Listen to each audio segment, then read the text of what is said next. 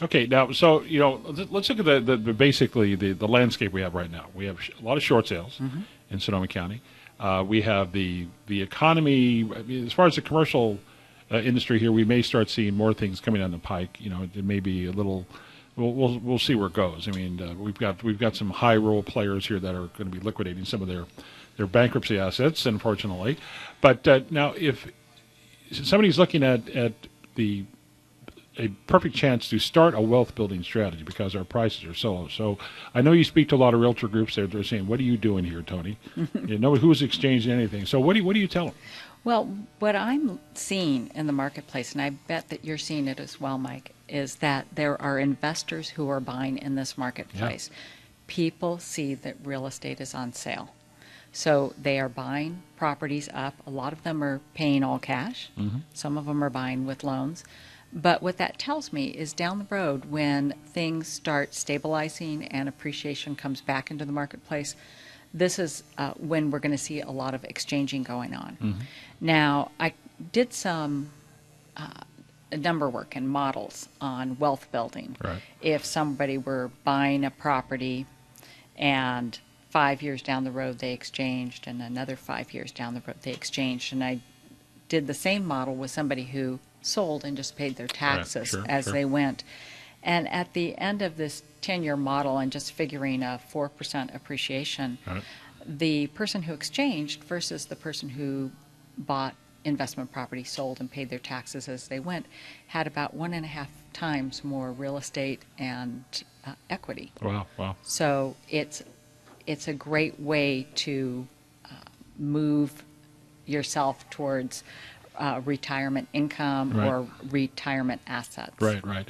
Yeah, and a lot of people don't realize that is that, especially young folks that are investing today, you really need to have a strategy. And people are just seeing these great prices and are buying these properties up, and that's fine. And a lot of them are buying it almost as annuities. We've had a number of investors who buy property, Tony, and they say, I'll get 6-7% return on my investment here, and that's all I want to get. And if the market goes down or goes up, that's fine. That'll be a bonus if it goes up.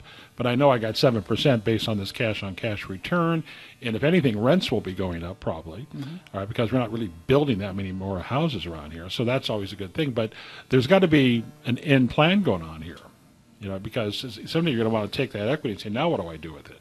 And we know in the state of California right now, if you go to sell any long-term asset, you're going to get nailed. I mean, you're going to get nailed big time. I mean, I read I think it was Bob Brinker's program, the short-term gain was like 54% or some amazing number. Well, a lot of times what people don't take into consideration is not only do you have the regular capital gains tax that you have to pay when you sell a piece of property, Right. which is in California about 25%, 15 for the federals, 9.55 for the state. Right.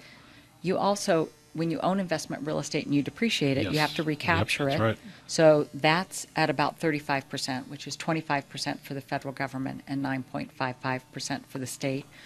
We're also looking at the end of 2010, there's going to be an expiration of the Bush tax cuts. So those numbers are going to go up by about 5%, both Wow. of them. Yep.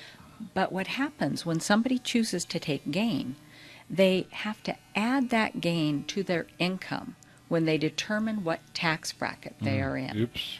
which can make the other side of their tax return more expensive. Yeah, yeah. So that's just in long-term capital gains tax. When you've got short-term capital gains tax, where we have people nowadays who are buying properties at foreclosure and flipping them and selling them for a profit, these people have to take this money strictly as income. So that just gets added to whatever they make. And in real estate, you tend to make higher numbers. Yeah, yeah. So that can really throw you up into a very high tax bracket. Which would want to make you throw up. Yeah. But no, and people don't realize that there's a lot of guys that are flipping property nowadays that trying to think they can do it with the tax deferred exchange, and you can't. I mean, it's basically you could try, but as we were discussing off the air, Tony, that's you get tainted with dealer status. It's very hard to go back to being that investor, client. Yeah, absolutely. Yeah, because if the IRS sees you're flipping 6 or 7 properties, and all of a sudden you start holding on and you're exchanging 2 or 3 of them, they're going to be going, excuse me, what are you doing here? So you need to be very aware of that. Yeah, you have to be very careful. I'm getting a lot of calls in this economy from people who are buying the properties and they're looking at selling them within a month's time and they want to do an exchange. And I'll explain to them that the IRS says that if you buy a property with the intention of reselling it, right. technically it doesn't qualify. Yeah, and that's with the IRS guys. It's all intent, and it's all intent. And if you're trying to be cute, they could get cute right back at you. They can get cute right Yeah, back at and you. you don't want the IRS getting cute with you. Well, the other thing that we've got going in the state of California is that there is a department that they set up within the last couple of years that strictly audits exchanges. So in California, you have more of a likelihood More of a chance. Yeah. of being visited by an auditor from the state of California. And if they find any discrepancies, they're they're a sharing group. Yeah. They like to share with the IRS. Yeah, and why would they want to do that? Because they don't have any money. Yeah, so the chances of getting a little more aggressive on these things is probably going to start happening a little more.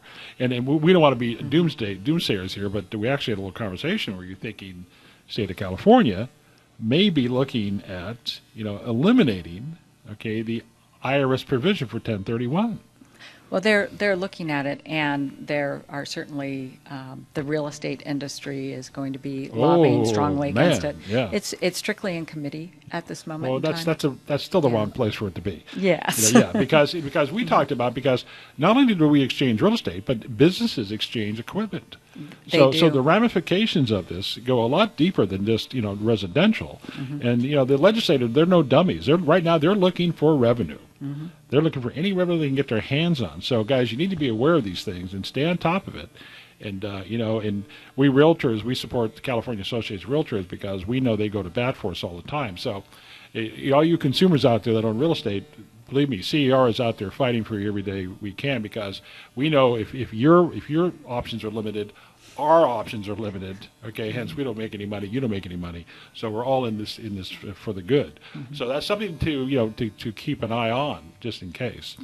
But getting back to so wealth building, that's the way you want to look at it. So if we recap here, if you're going to be doing exchange, you need to get a paper. Need to get a paper trail going, establishing the intention to exchange. You need to get a good qualified intermediary, and I certainly invite anybody to give me a call, even if they just want to kick tires and see whether or not it's a vehicle that would work well for them. Yeah, because getting back to that tax, the depreciation, deferred depreciation, or the recapture depreciation, you're actually saying that you're seeing people trying to do short sales with the exchange, not so much that they have equity, but they're trying to stop that recapture of the depreciation, which they'll have to pay when they go to do the short sale, correct? Well, I think that there are people who would like to try to do that. It's very challenging to do that because with a short sale, you actually have to prove that you have no assets. Yeah. So if a bank saw that you were doing an exchange, they're smart enough to know that that means that you must have an asset somewhere to be able to buy another piece of property to defer that gain. Yeah, if you have some money someplace you're not telling them about. So it's very complex, and that's why you really need to get a really pro like Tony to help you out with the process. Well, thank you, Tony, for coming in today. It's a pleasure to see you. It's a delight. And we're going to be posting this on YouTube, Alan Fitch. And Alan, your name of your company is Pacific Clearstream Media. And Alan does tremendous work, does great videos. He does just a ton of stuff. He will be on the videos. You'll be seeing those on YouTube. You'll be seeing it on our blog. And Tony, once again, thanks a lot. You look terrific. And I can't believe you've been doing this for 39 years. Absolutely amazing. There you have it. Yes. Okay. It's amazing. Joe says, even Joe said that's amazing. It almost is amazing if that one college team wins the and as amazing as you've been doing it for 35 years. Yeah, there you go. Okay, we'll see you next Sunday. And this is Mike Kelly. You can get a hold of me by calling 322-8503. And I'm with Keller Williams Real Estate. And Alan, thank you very much. Tony, thank you very much. And we'll see you next Sunday. This has been the Real Estate Hour.